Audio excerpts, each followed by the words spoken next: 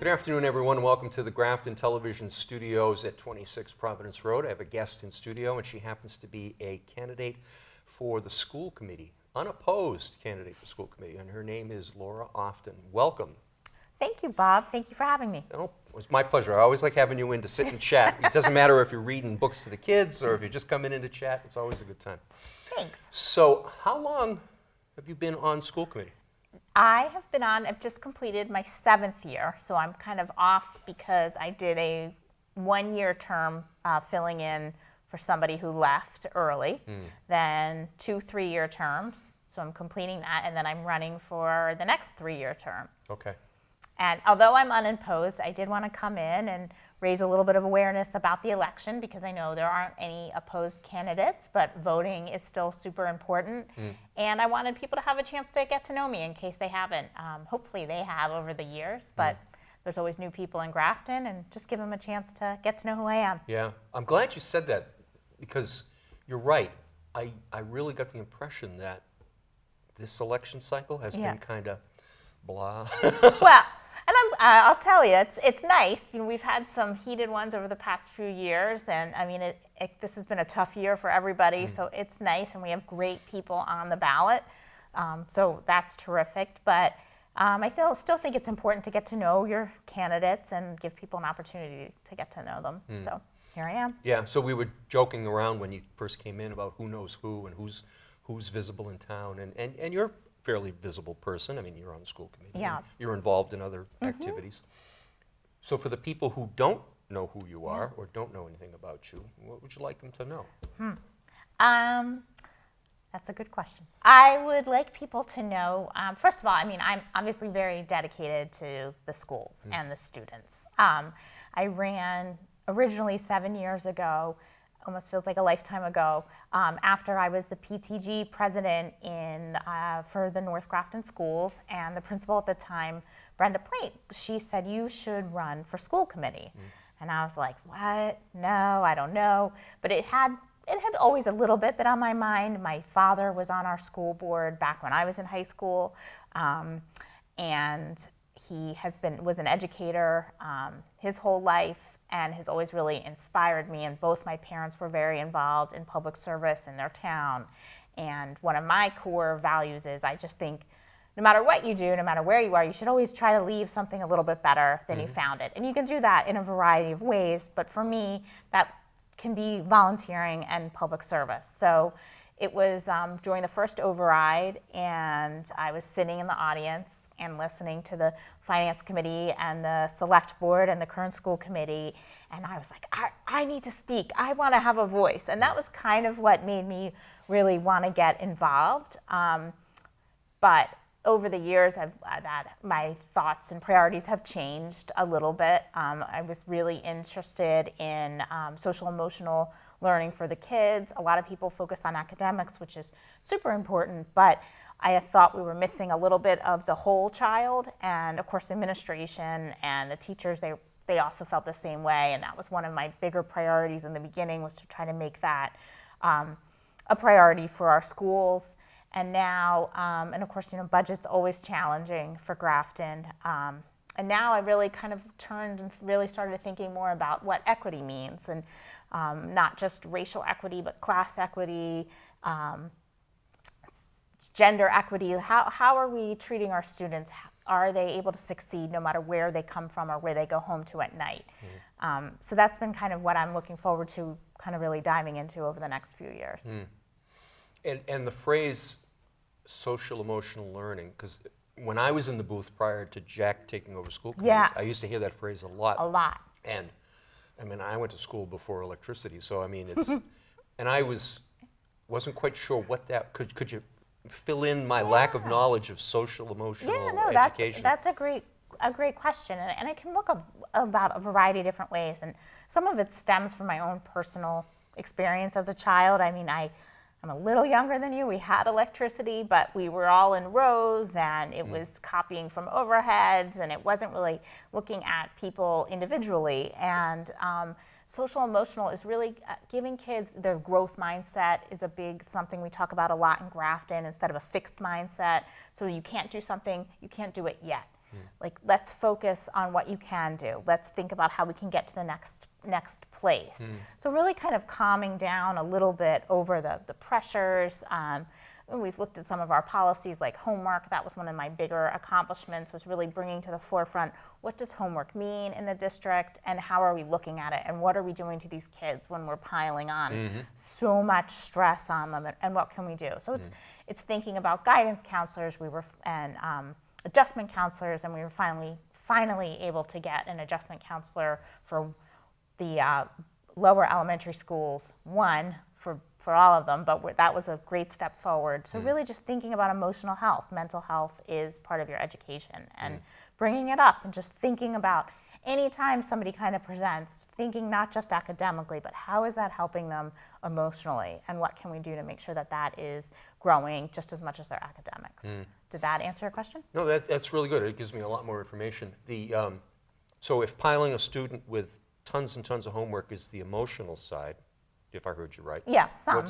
What's the social side? Social side. Oh, that is a good question, Bob. Because when I think back to school and middle school and high school, there's a lot of social stuff that some of us may have struggled with. Yeah. And so I'm thinking, is that part of it, or is it something different? I mean, I think it's part of it in a way. I mean, obviously, making sure that kids feel safe and valued is a huge part of the Grafton school system, and something that we're constantly working to make sure kids feel that way.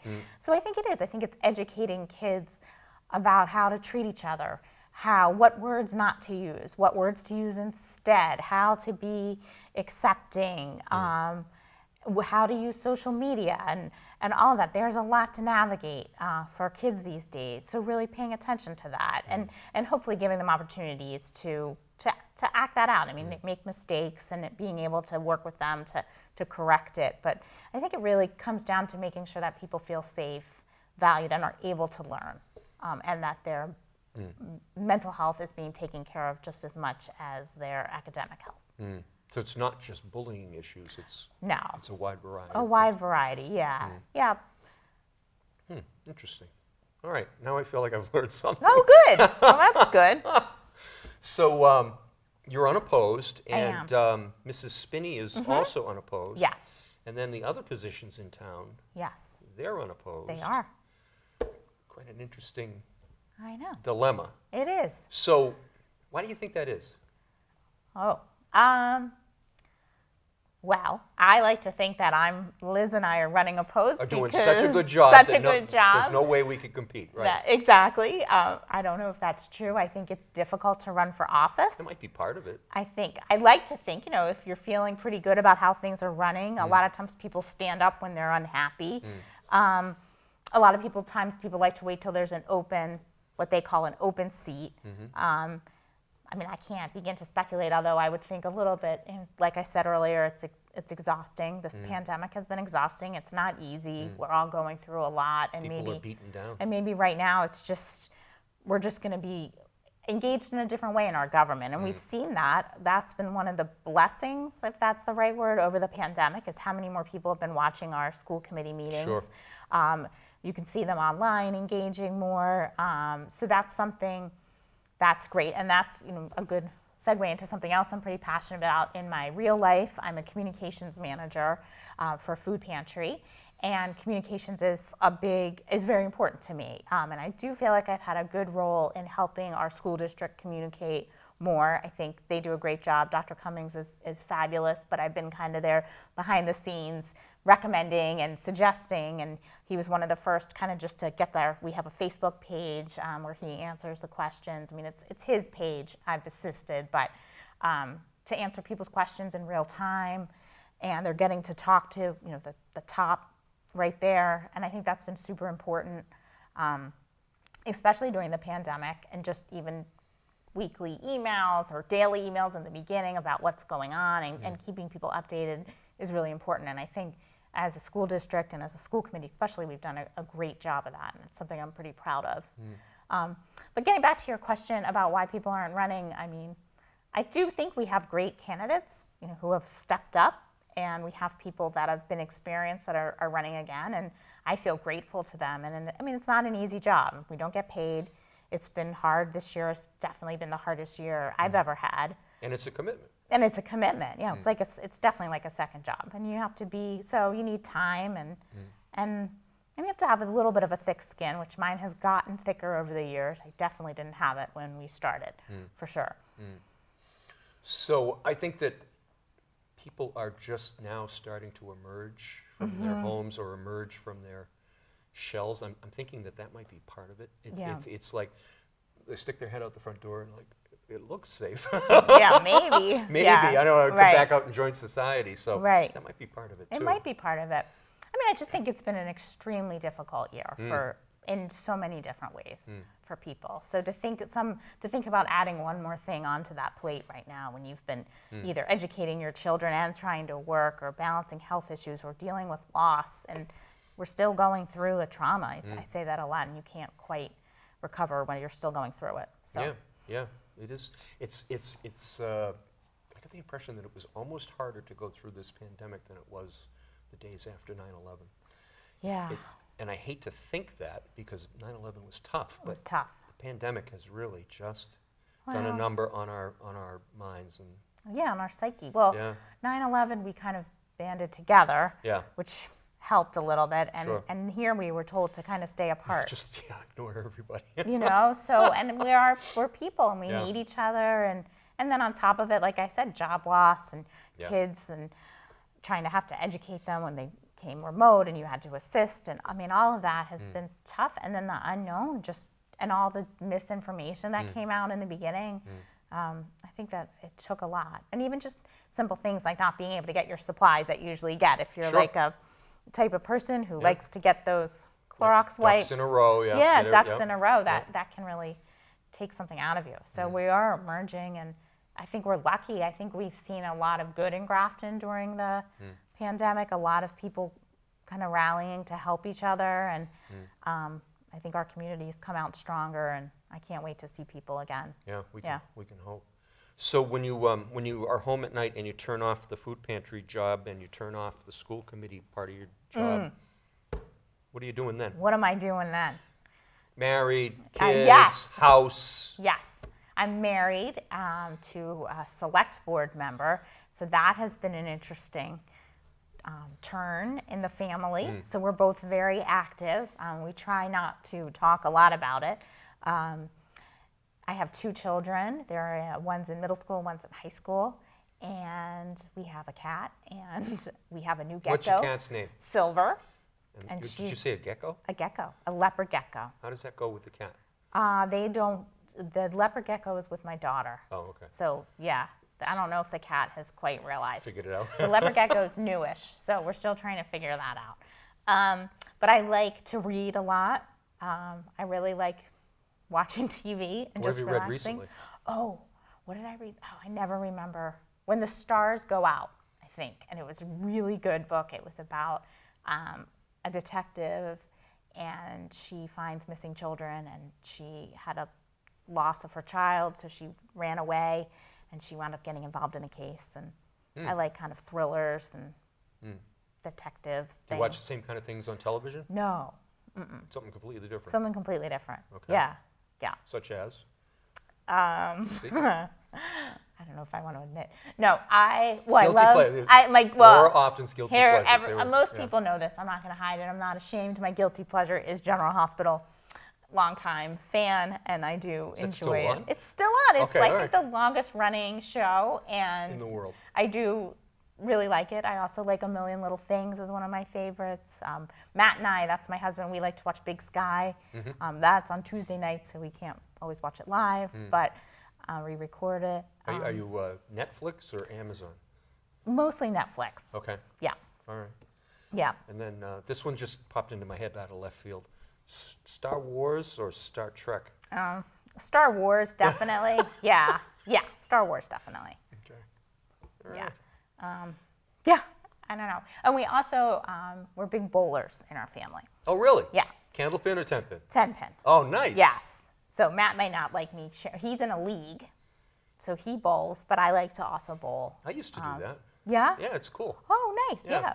We're always looking for more people to bowl with. Okay. I'm really, really not very good. No? No. You haven't like lobbed it all the way down the lane. I mean, no. I mean, I've gotten strikes, and I even have my own ball. But I don't know. I really have to figure out what. Yeah, don't it's a little bit of skill. It's definitely skill and No, strength. I think it's harder than candlepin. Yeah, I didn't grow up in Massachusetts, so I've done candlepin, but not as much. And I really like to exercise. So I work out a lot, and Matt and I, during the pandemic, we've been taking a lot of walks. So we love to walk around town. Is that the main exercise, or do you do? No, I do other things too. Okay. Yeah, I like to do classes. So Oh yeah. yeah, Tabata and boot camps and things like that. Really, you do boot camp?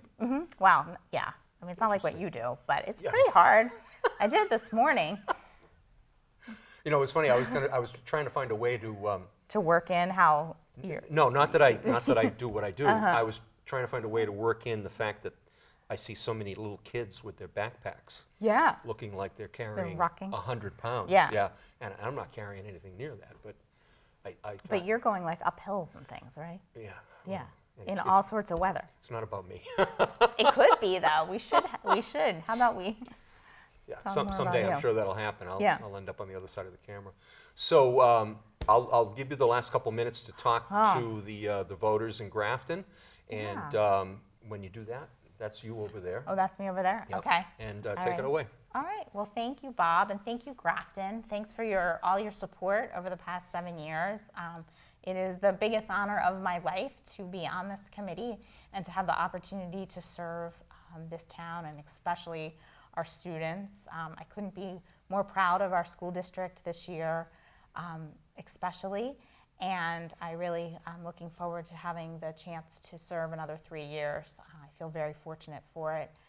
And I hope that you will support me. If you ever have any questions, you can reach out to me. I'm Facebook/VoteOften, or you can email me at lauraoften@gmail.com for any election-related questions or anything you want to ask me. I'm here to talk to you and to serve you, and I can't wait to get to see everyone in person again. So thank you for your time, and thank you for watching, and thank you, Bob and Jack, for allowing me to come into the studio, and have a great day. Thanks. Thank you for doing that. My guest this afternoon has been Laura Often. She's running for school committee unopposed. She's currently the chair. Thank you for watching. I'm Bob DeToma. On behalf of everyone here at Grafton Community Television, have a great afternoon.